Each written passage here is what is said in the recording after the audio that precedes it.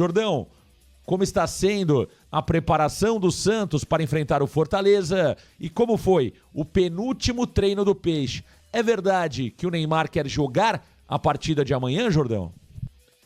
É verdade, Marcão. É verdade isso porque o Neymar Júnior, ele voltou a treinar de uma forma que foi considerada intensa pela comissão técnica do Santos e também pelo departamento de saúde do Peixe. Inclusive, ele pediu para ser relacionado para essa partida contra o Fortaleza neste sábado. Ele entende que pelo menos a sua presença no banco de reservas fará muito ao time, fará com que tenha ali pelo menos uma esperança de caso as coisas compliquem, o Neymar Júnior consiga entrar e mudar a projeção da partida caso o Santos Futebol Clube precise. E, no entanto, o Santos ainda adota cautela. Não foi decidido ainda de forma unânime a participação ou a não participação do Neymar Júnior. Isso porque um lado da diretoria entende que o Neymar tem que ser preservado, outro lado da diretoria entende que o Neymar Júnior tem que ir para o jogo independente de qualquer coisa. E além disso, ele já seria poupado para a partida contra o Palmeiras, visto que o staff do Neymar Júnior o proibiu de jogar em grama sintética, considerando que ele está retornando de uma lesão muscular. Então, hoje teremos a confirmação, a decisão final, se o Neymar Júnior vai ou não vai para esse jogo contra a equipe do Fortaleza. No entanto, os treinamentos do técnico Juan Pablo Vojvoda continuaram ainda pensando de forma tática na equipe do Fortaleza. Ontem foi mais um dia em que os jogadores treinaram ali as principais valências do Fortaleza, principalmente considerando a bola aérea da equipe hoje comandada pelo Martim Palermo. Teve treino de finalização dos atletas do Santos Futebol Clube e o técnico Juan Pablo Vojvoda fez alguns testes no elenco do Santos. Ele promoveu um teste no início da preparação do Ilharão jogando como titular, justamente no lugar do João Schmidt. Em dado momento do treino, eles revezaram o posicionamento como titular da posição. Outra mudança que foi testada por Juan Pablo Vojvoda foi Victor Hugo no lugar do Guilherme, porém com Zé Rafael atuando na equipe titular, o que resultaria numa mudança tática do Santos Futebol Clube para um possível 4-4-2. Ou, caso tenhamos a manutenção do Guilherme, os 3 zagueiros estão descartados e o Santos vai para o jogo com uma linha de 4 na defesa. Jordão, o que me surpreendeu aí na sua fala e naquilo que foi feito ontem pelo treinador Juan Pablo Vojvoda foi o teste do Arão como primeiro volante no lugar do Schmidt, né? Nós já tínhamos aqui trazido alguns pontos importantes. O fim dos 3 zagueiros. Estava claro que o Santos não jogaria com 3 zagueiros a partida de amanhã. Foi muito mal, né? Os 3 zagueiros, talvez pela falta de insistência nos treinamentos e também pelas peças que nós temos atualmente, não funcionou os 3 zagueiros, então ele coloca um ponto final momentâneo em 3 zagueiros, volta a jogar na linha de 4 de defesa e ele coloca o Escobar no lugar do Souza. Já era também previsto que o Escobar seria o substituto do Souza, normal. Agora, o Victor Hugo entrando ali, talvez povoando mais o meio-campo e o Guilherme começando no banco. Também já tínhamos previsto, né, Jordão? Era algo que nós já tínhamos imaginado, que o Guilherme pode acabar começando no banco e o Victor Hugo como titular, formando ali um quarteto no meio-campo com Schmidt, Zé Rafael, Victor Hugo e Roleiser, Barreal mais colado ao lado do Lautaro Dias. O que me surpreendeu, e eu gosto dessa escalação, Jordão, eu guardaria o Guilherme para a segunda etapa, principalmente porque nós não temos jogadores no banco de reservas que consigam mudar uma partida pegando o adversário cansado. Nós estamos vendo de forma seguida nos jogos do Santos o segundo tempo. Quem que o Santos acaba colocando? Tiquinho Soares, não acontece nada. Gustavo Cabadiero, não acontece nada, né? Às vezes o próprio Tassiano, enfim, o Santos não tem jogador, o Bilal Brahimi, o Santos não tem jogadores de qualidade no banco de reservas com poder de mudar uma partida. O Robinho Júnior talvez, mas é um menino, é um garoto. Não dá pra gente apostar as fichas no Robinho Júnior. Então, Jordão, eu guardaria o Guilherme pro segundo tempo. Eu seguraria o Guilherme pro segundo tempo e povoaria mais o meio-campo com 4 homens de meio-campo. Agora, sinceramente, eu tenho dúvidas sobre a condição física do Arão. Eu não colocaria o Arão de cara para jogar. Eu manteria o João Schmidt. Agora, isso é muito do treino, né, Jordão? Se o Arão estiver bem fisicamente, Jordão, estiver voando fisicamente, ele é mais jogador que o Schmidt. Agora, eu tenho muitas dúvidas. e como amanhã é um jogo decisivo e detalhes resolvem a partida, olha, eu acho muito arriscado entrar com o Arão de cara. Olha, eu penso que se o Ilharão Marconi tem ali, se a comissão técnica tem o entendimento de que ele tem condições de atuar bem fisicamente falando, pelo menos por 60 minutos, eu colocaria o Arão no time titular. Porque eu vejo que ele traz uma alternativa que o Schmidt não traz para o time de uma forma boa.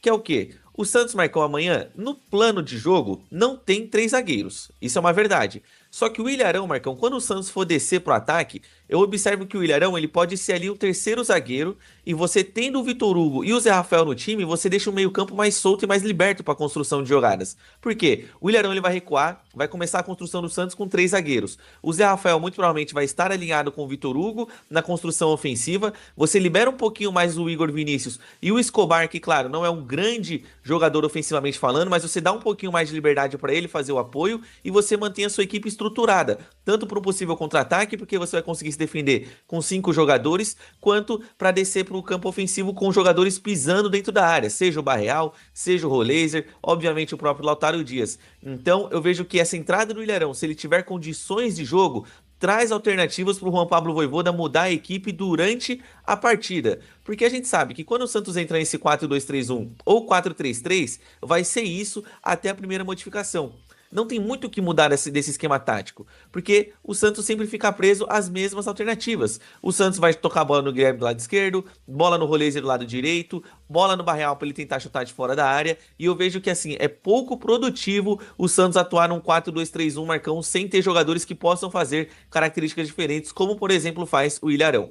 Tá aí o Thiago Jordão, Bigodinho, algumas informações do Peixe, o Santos que não terá desfalque, não terá jogadores importantes, né? O Souza e o Neymar Júnior. Neymar tá fora do jogo, né, Jordão? Por mais que ele tenha pedido para jogar, podemos descartar Neymar Júnior da partida de amanhã, Jordão?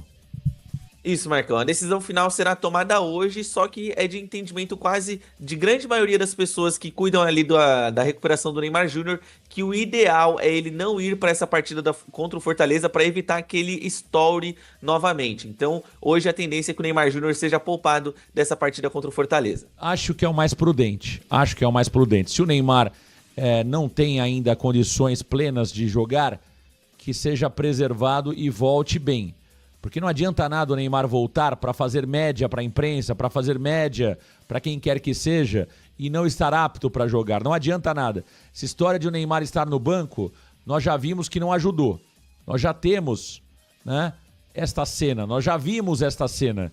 Então não adianta nada. Se o Neymar tá bem, joga. Se não tá bem, fica fora e se prepara, intensifica os treinamentos, intensifica a preparação para que ele esteja apto rapidamente. Agora, fazer média, somente estar lá no banco para fazer média para alguém, para justificar para a imprensa, para mim não faz sentido.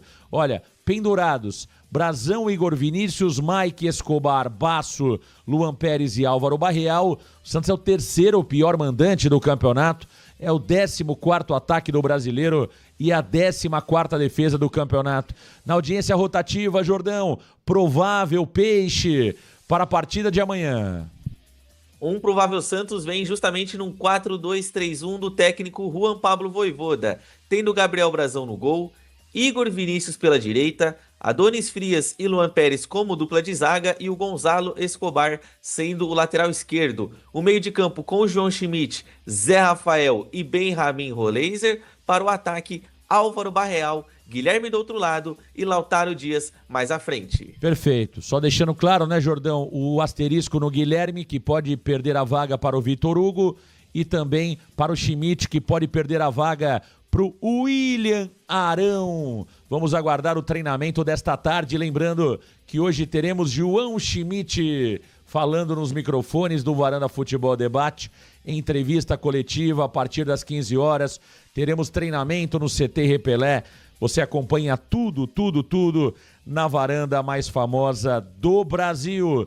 Jordão, vamos falar do nosso aniversário, vamos falar do Fortaleza de Munique, na opinião... Aliás, Jordão, vou falar uma coisa pra você, hein? O Tubarões da resenha de ontem tá dando o que falar, hein? Ih, mamãe! Tá mesmo. O que tá entrando de vascaíno... Vascaíno lá no corte da projeção que nós... Estão bravos com a gente, hein? Estão bravos com a gente os vascaínos, hein?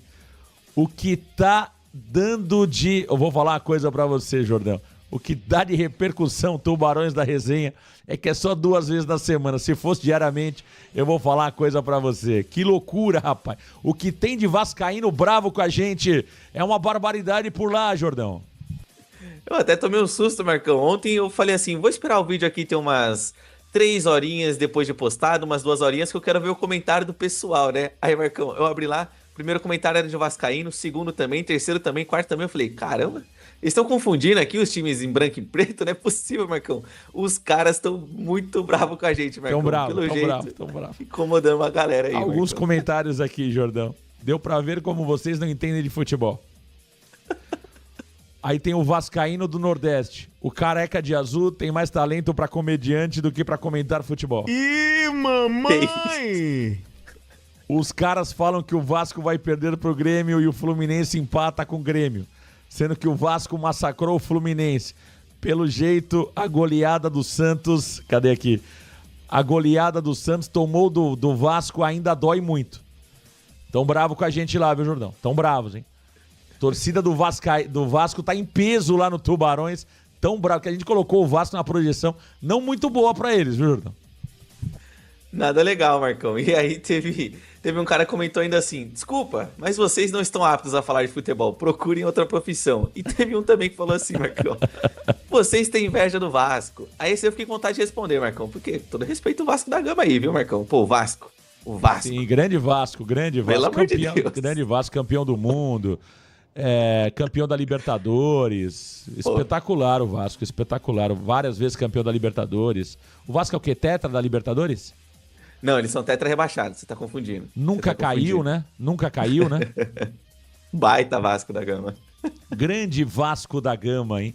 Que coisa. Como vem o Fortaleza de Munique, Jordão? Olha, o Fortaleza de Munique vem com reforços caseiros importantes. Isso porque eles têm o técnico Martim Palermo tem o retorno do Kusevich, do Lucero e também do Lucas Crispim. E ontem ele realizou o penúltimo treinamento da equipe. Ele treinou o time num 4-2-3-1. Porém, ele não conta com alguns jogadores importantes para sua equipe titular. Amanhã, o técnico Martim Palermo já sabe que não contará com o João Ricardo, o Benevenuto, Alanzinho, aquele mesmo que é ex-Santos Futebol Clube, o meio-campista Matheus Pereira e o atacante Marinho. Todos eles estão entregues ao departamento médico da equipe. Além do mais, ele tem uma boa lista de jogadores pendurados. O Lucas Gasal, o Lucas Sacha, o Pochettino, o Iago Pikachu e o Luca Prior correm o risco de ficar fora do clássico contra o Ceará, caso sejam punidos com cartão amarelo no jogo contra o Santos. Além disso, o Fortaleza hoje é o 3º pior visitante do Campeonato Brasileiro, tem o 5º pior ataque e a 5ª pior defesa da competição. E o panorama da equipe, com base no time que treinou ontem, um provável Fortaleza vem a campo da seguinte forma: Breno no gol, Eros Mancuso na lateral direita, Emmanuel Brites e o Gaston Ávila fazendo dupla de zaga e o Bruno Pacheco sendo lateral esquerdo. Um meio de campo com Lucas Sacha, Pierre e o Tomás Pochettino. Para o ataque, José Herrera na direita, Breno Lopes na esquerda e o paraguaio Adam Barreiro mais à frente. Tá aí, o Lucero deve ficar no banco de reservas, meu caro Jordão. E o Lucas Crispim também tá fora? 2 jogadores importantes, hein, Jordão? O Lucas Crispim, segundo consta informações do Fortaleza, Marcão, assim, ele retorna à equipe, só que ele não está em plenas condições físicas, então existe a possibilidade de ele atuar ali por volta de uns 40 minutos no máximo. Ele ainda não está ali 100% recuperado para atuar uma partida de alta intensidade, e até por isso foi ali proposto que seja colocado no time o Tomás Pochettino sendo o articulador do time, fazendo justamente essa função do Lucas Crispim, e o Herrera continue jogando pelo lado direito, visto que ele é um jogador de velocidade que pode surpreender. Com relação ao Lucero, no treinamento de ontem, quem treinou foi o Adam Barreiro. O Adam Barreiro, ele treinou como titular da equipe do Fortaleza. O Lucero, lembrando, não atuou no último jogo contra o Flamengo, pois estava suspenso. E no treinamento da última terça-feira, eles intercalaram entre si. Uma hora treinou o Barreiro, outra hora treinou o Lucero. Porém, com base no treinamento mais recente, o Barreiro vem com a tendência de ser o titular. Tomara que venha o Barreiro. O Barreiro, na minha opinião, é mais fraco do que o Lucero. E o Lucero, na Vila Belmiro, não nos traz boas lembranças, né? Não nos traz boas lembranças. O Lucero, o Marinho pode ir pra tá fora, Jordão. O Marinho pode patar fora. Ele tá com uma entorse no tornozelo. Aí, descartado da partida. Fora. O Marinho não gosta muito de jogar com uma distância superior a 100 km, né, Jordão? A gente sabe disso. O Marinho normalmente só se recupera quando os jogos é até 100 km da sede. Ou seja, como Fortaleza a Santos é uma distância maior a 100 km, deve dar lá 2.000 km, não sei, meu caro Jordão. O Marinho tá fora, né? Ele não gosta de distâncias longas, né? Não gosta, Marcão. Não gosta. E o horário da partida não ajuda, Marcão. Ali é um horário que... Sabe quando você acaba de acordar, Marcão? Igual hoje. Você acordou, você se espreguiça, você fala, nossa, tem que trabalhar hoje, né, Marcão? Só que o Marinho, ele tá fazendo isso meio-dia, entendeu? Aí o jogo já é às 4, Marcão. Não dá tempo de você conseguir ali um foco na partida. Então, Marinho tá fora do jogo. Não teremos lei do ex do Marinho pode pá. Marinho pode pá. Jordão, e os ingressos pro jogo de amanhã, Jordão? Cadê a torcida do Santos, Jordão? Cadê essa torcida, Jordão? 8 milhões de torcedores, a sexta maior torcida do país. Entre 8 a 10 milhões de apaixonados pelo Santos. É a quinta maior torcida nas redes sociais, Jordão. Os números mostram aí, nas redes sociais, a torcida do Santos é um leão. Cadê a torcida do Santos? Já esgotou os ingressos para o jogo de amanhã, Jordão? Olha, estamos longe de esgotar. Longe de esgotar os ingressos, Marcão. Estou com o sócio rei aberto nesse exato momento. O Santos, de forma oficial, não divulgou qual que é a parcial de ingressos comercializados de forma antecipada. Cerca de 7 mil, Jordão. Maravilha. E aqui, olhando o sócio rei, nós temos de forma esgotada apenas as arquibancadas, Marcão. Os setores ali, por exemplo, das cadeiras térreas e também do retão, ainda existem ingressos a serem comercializados. Com relação às cadeiras sociais, ali bem próximo das cadeiras cativas, também temos ingressos a serem comercializados, Marcão. Então, a expectativa de público hoje gira em torno de, no máximo, 10 a 11 mil torcedores. Claro que pode melhorar muito esse número. Ainda temos toda esta sexta-feira para o torcedor santista decidir ir no jogo. Porém, com essa parcial de apenas 7 mil ingressos, a expectativa fica bem abaixo do esperado, considerando que a partida será realizada às 16 horas de um sábado. E um abraço pro Mimi, né? Eu falava na segunda-feira, Mimi, vai lotar a Vila Belmiro, é jogo grande, é jogo importante, é jogo decisivo, horário bom, dia bom. Mimi falou, Marcão, não vai lotar. Não vai lotar. Mimi tinha razão. Cara, eu tô impressionado, Jordão. Eu tô impressionado com a falta de engajamento do torcedor e tô impressionado com a falta de energia da diretoria do Santos. Né? Eu tô impressionado com a falta de engajamento do torcedor e a falta de energia da diretoria do Santos. É impressionante. Olha, Jordão, eu nunca imaginava dizer isso. O Rueda sabia promover o jogo melhor que o Marcelo Teixeira. Você pode falar o que quiser, mas os jogos do Santos, na gestão Rueda, a Vila Belmiro recebia praticamente o público total. Os ingressos eram esgotados ali com no máximo 48 horas de venda. Tínhamos ali campanhas para jogos importantes. É impressionante a incompetência da diretoria do Santos, né, Jordão? Eu fico... Cara, é impressionante, olha... Faltam palavras, viu, Jordão? Como diria Luciano do Vale naquele gol do Maradona em 86. Faltam palavras, Jordão, para falar sobre a diretoria do Santos. Naquele gol de 86 do Maradona, era porque era um gol maravilhoso. Faltam palavras para falar da diretoria do Santos, porque eu não quero baixar o nível aqui do programa, viu? E até porque os advogados já mandaram mensagem, né? Ó, dá uma segurada aí, toma cuidado. Porque, assim... É impressionante, parece que eles gostam, né, Marcão, de jogar para um público baixo, de não ver o seu torcedor ali jogando junto com o time, porque a gente sabe que a torcida, no fundo mesmo, Marcão, a torcida, o time, se ele for horroroso, não vai ganhar o jogo, mas ela ajuda, ela coopera. A torcida tá ali, Marcão, justamente para empurrar a equipe. E de que adianta o Santos fazer uma decisão contra o Fortaleza se o seu torcedor não está ao lado da equipe apoiando? Se o torcedor vai estar em casa, Marcão? O Santos, assim, é ridículo, pra falar uma palavra ainda interessante, é ridículo. O Santos Futebol Clube, Marcão, não fez um post sequer falando: torcedor, venha para Vila Belmiro, olha, na Vila Belmiro nós vamos ter algumas ações, vai acontecer isso, a nossa patrocinadora vai dar copinho, sei lá, qualquer coisa, não tem nada. Se você entrar no perfil hoje do Santos ou no institucional do Peixe, lá no Sócio Rei, vai estar lá, horário da venda dos ingressos, X ingressos começaram, você que é sócio X pode comprar, você que é sócio Y já abriu para você, e é só isso, só. E se bobear, Marcão, tem gente que nem viu esses posts, nem sabe quanto custa os ingressos, o que é muito feio. O Santos não divulga nada. Todos eles dessa diretoria, dessa suposta alta cúpula do Marcelo Teixeira, Marcão, gostam de, primeiro, jogarem para públicos baixos e perderem em duas esferas. Porque o Santos já tem um time ruim, então a chance de perder esportivamente falando é alta. E o Santos já joga para um público baixo, então já começa perdendo. O Santos já entra jogando na Vila Belmiro 1-0 para o adversário, entre aspas. Porque não tem um público, não tem renda e a receita do Santos sempre vai estar abaixo. Que coisa, hein? Ei, Santos Futebol Clube. Será que um dia nós teremos um presidente do nível de uma Leila Pereira? Será que um dia Papai do Céu vai colocar na Vila Belmiro um presidente do nível da Leila Pereira? Do nível de bons presidentes que já vimos em outros clubes do futebol brasileiro? Eu nem vou pedir muito, né? Alguém próximo, na minha opinião, tá? Eu acho que cometeu erros. Mas o Luiz Álvaro, por exemplo, que era um cara que tinha uma mentalidade diferente desses que estão aí hoje. Eu não cobria o Santos de perto, né? Eu era somente um torcedor lá em 2010, 2011. Mas como torcedor, me dava a impressão que o Luiz Álvaro tinha uma mentalidade muito acima desses que estão aí hoje.